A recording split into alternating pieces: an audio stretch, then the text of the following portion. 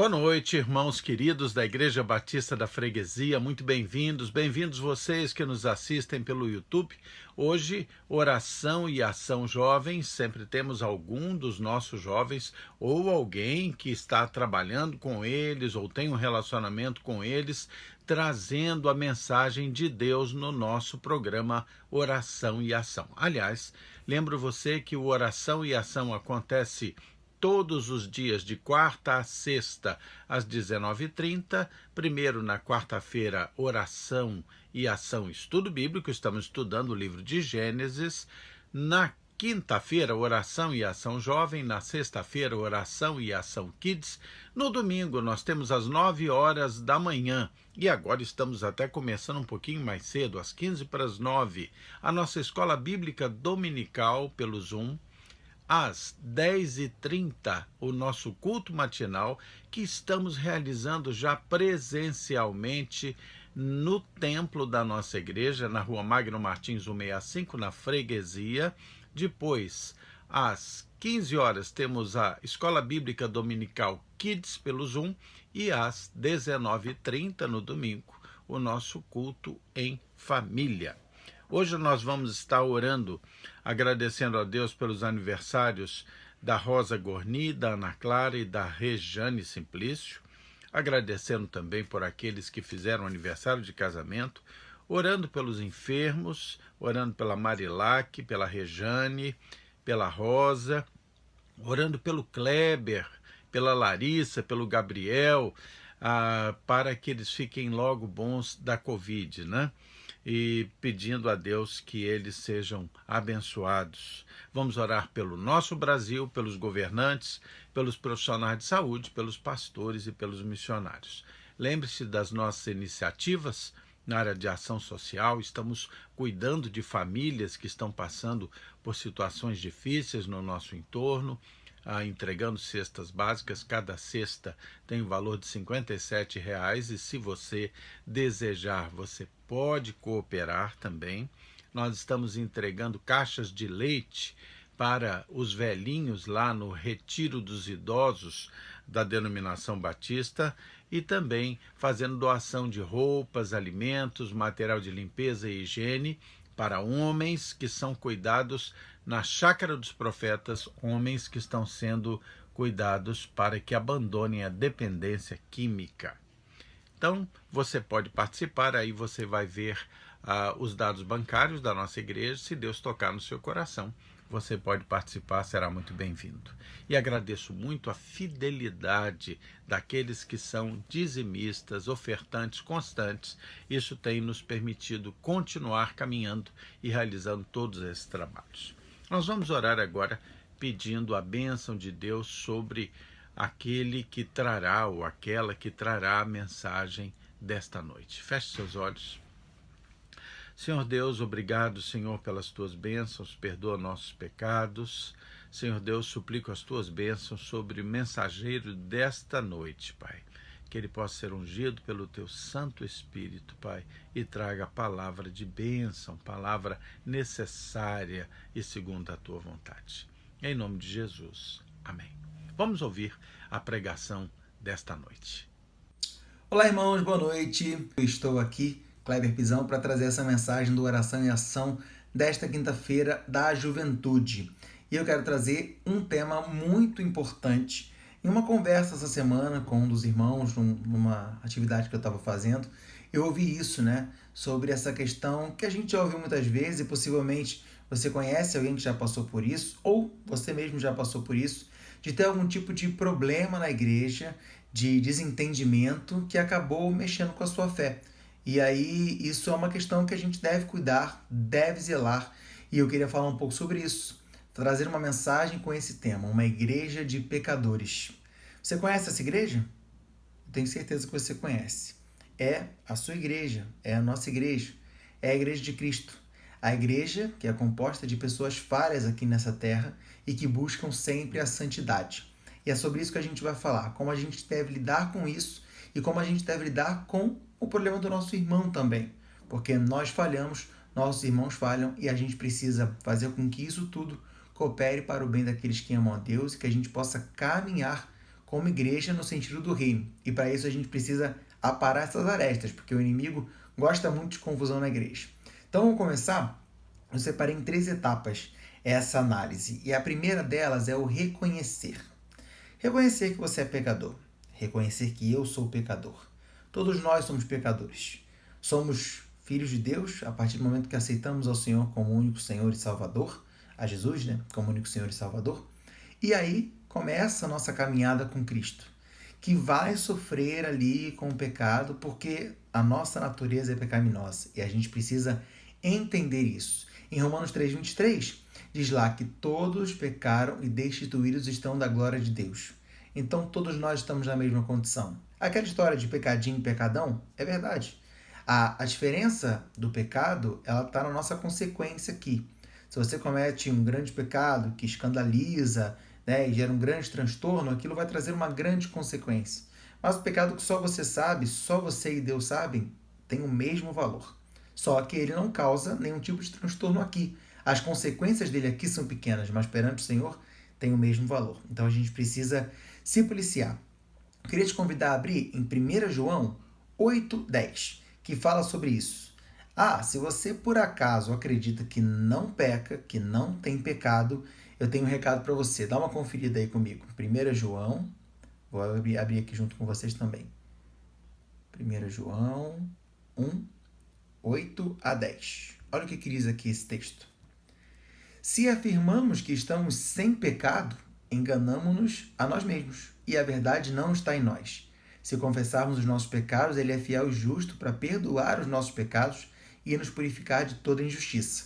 Se afirmarmos que não temos cometido pecado, fazemos de Deus um mentiroso e a sua palavra não está em nós.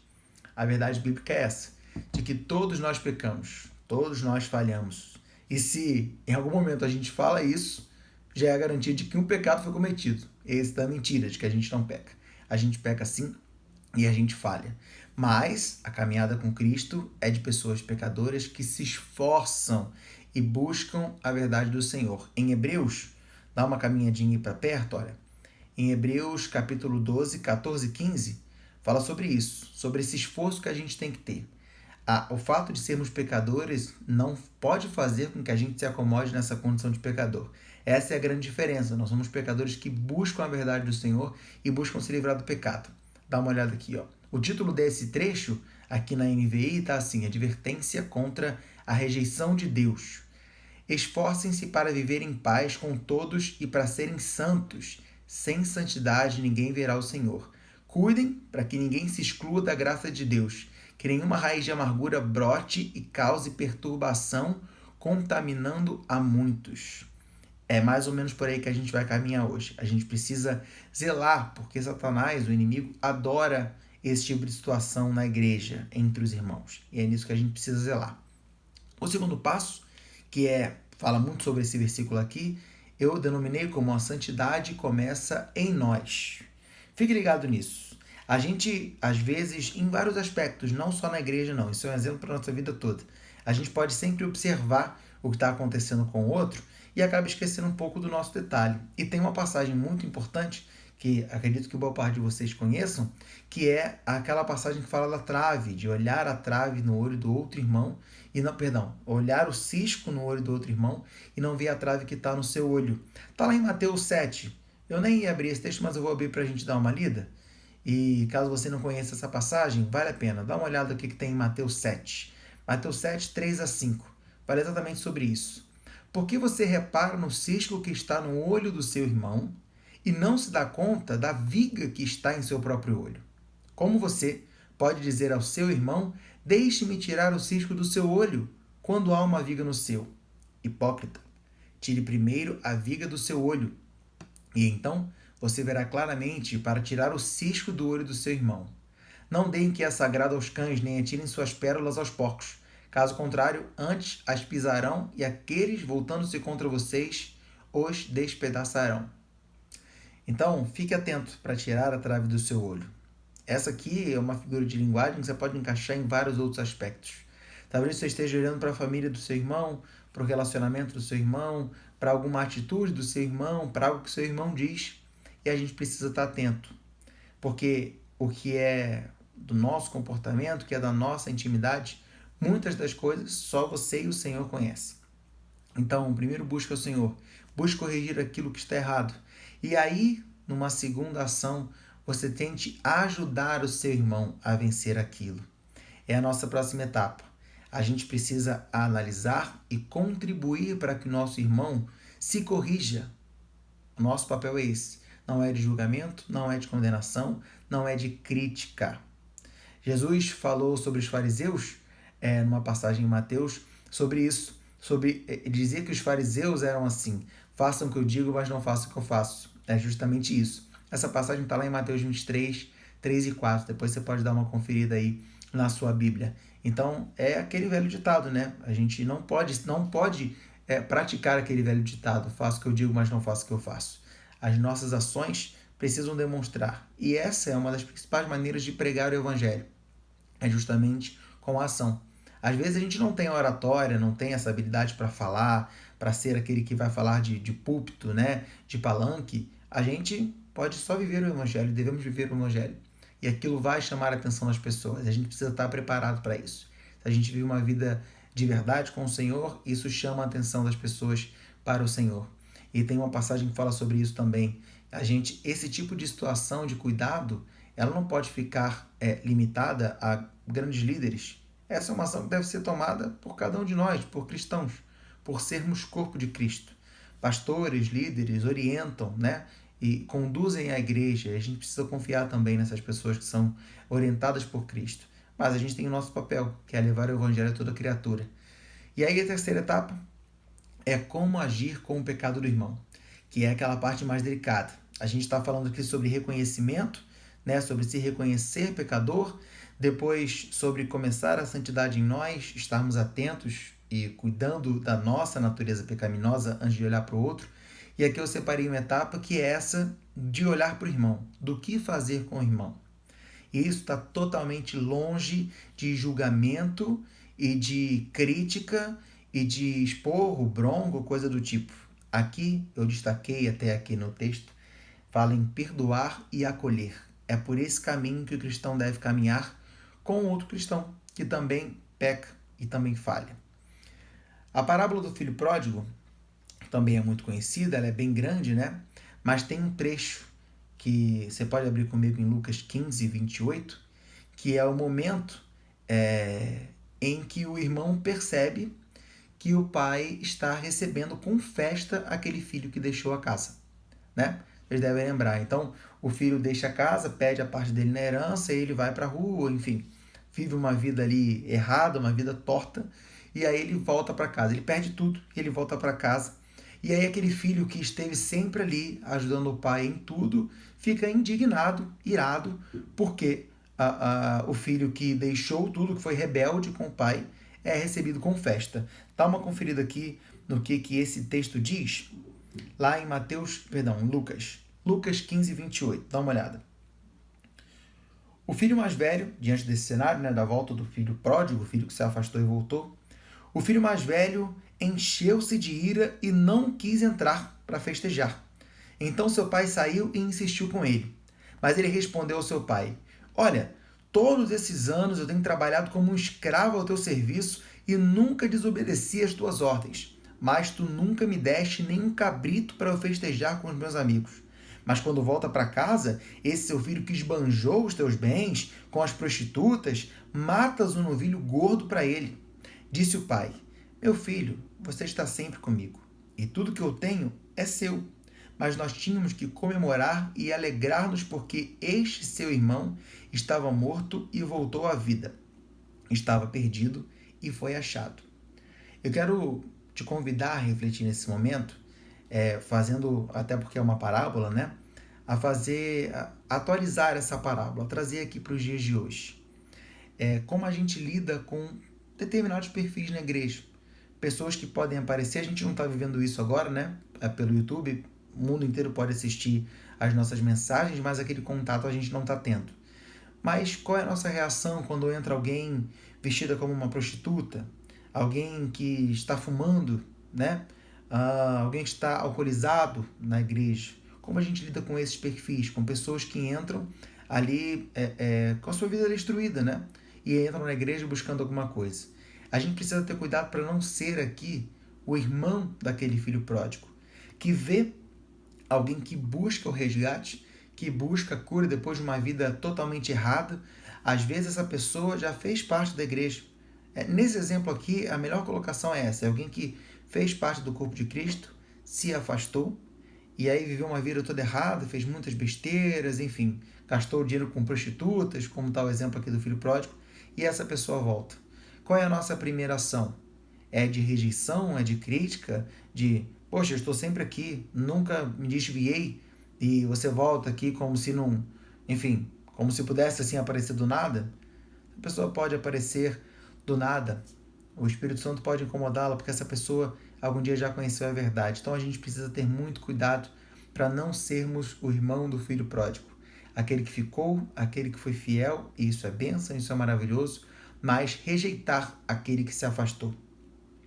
Então o nosso papel como cristãos, firmes na fé, é perdoar e acolher, para não dar brechas para o inimigo. E aí eu queria fazer uma leitura, que é a última dessa noite, que é muito importante, para a gente ficar muito atento. Abre aí comigo 2 Coríntios 2, 5 a 11.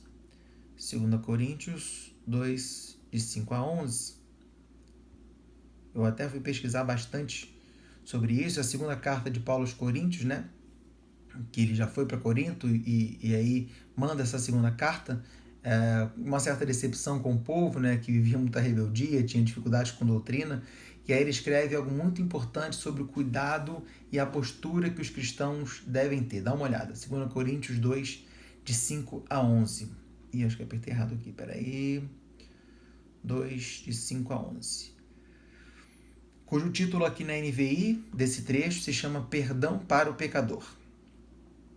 Se alguém tem causado tristeza, não o tem causado apenas a mim, mas também em parte para eu não ser demasiadamente severo a todos vocês. A punição que lhe foi imposta pela maioria é suficiente. Agora, pelo contrário, vocês devem perdoar-lhe e consolá-lo, para que ele não seja dominado por excessiva tristeza. Portanto, eu lhes recomendo que reafirmem o amor que têm por ele. Está se referindo a alguém pecador, a alguém falho. Eu lhes escrevi com o propósito de saber se vocês seriam aprovados, isto é, se seriam obedientes em tudo. Se vocês perdoam alguém, eu também perdoo. E aquilo que perdoei, se é que havia alguma coisa para perdoar, perdoei na presença de Cristo, por amor a vocês, a fim de que Satanás não tivesse vantagem sobre nós, pois não ignoramos as suas intenções. Aqui fala de um exemplo de um homem que falhou, que cometeu um pecado contra o corpo de Cristo, contra a igreja. Alguém que falhou severamente.